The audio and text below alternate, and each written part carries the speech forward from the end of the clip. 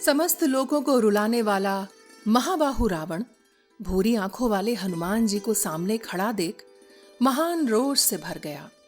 साथ ही तरह तरह की आशंकाओं से उसका दिल बैठ गया।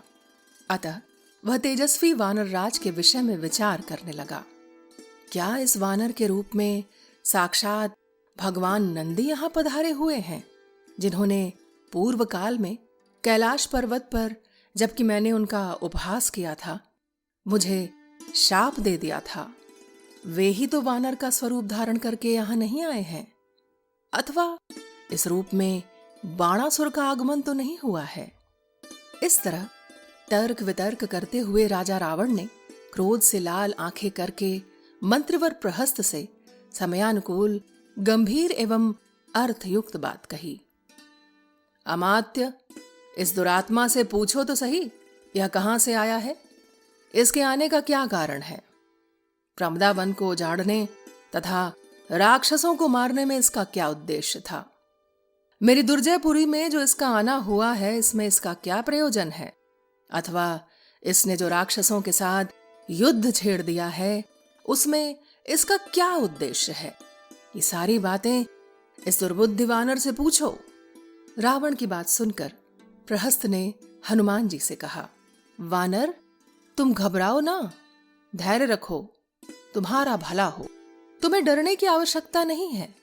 यदि तुम्हें इंद्र ने महाराज रावण की नगरी में भेजा है तो ठीक ठीक बता दो। वानर, डरो ना, छोड़ दिए जाओगे। अथवा यदि तुम कुबेर, यम या वरुण के दूत हो और यह सुंदर रूप धारण करके हमारी इस पुरी में घुस आए हो, तो यह भी बता दो। अथवा विजय की अभिलाषा रखने वाले विष्णु ने तुम्हें दूत बनाकर भेजा है। तुम्हारा तेज वानरों का सा नहीं है, केवल रूप मात्र वानर का है। वानर, इस समय सच्ची बात कह दो, फिर तुम छोड़ दिए जाओगे। यदि झूठ बोलोगे तो तुम्हारा जीना असंभव हो जाएगा।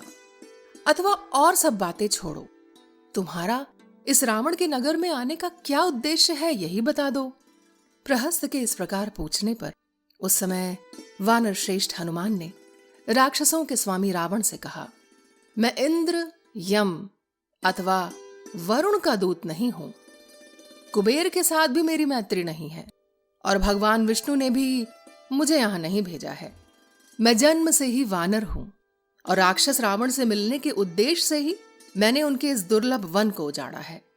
इसके बाद तुम्हारे बलवान राक्षस युद्ध की इच्छा से मेरे पास आए और मैंने अपने शरीर की रक्षा के लिए रणभूमि में उनका सामना किया।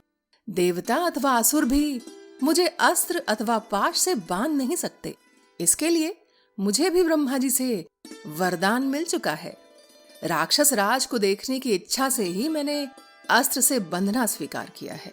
यद्यपि इस समय मैं अस्त्र से मुक्त हूं, तथापि इन राक्षसों ने मुझे बंधा समझकर ही यहां लाकर तुम्हें सौंपा है। भगवान श्री रामचंद्र जी का कुछ कार्य है, जिसके लिए मैं तुम्हारे पास आया हूं। मैं अमित तेजस्वी श्री रघुनाथ जी का दूत हूं। ऐसा समझकर मेरे इस हितकारी वचन को अवश्य सुनो। इस प्रकार श्री वाल्मीकि निर्मित आर्ष रामायण आदि काव्य के सुंदर कांड में 50वां सर्ग पूर्ण हुआ।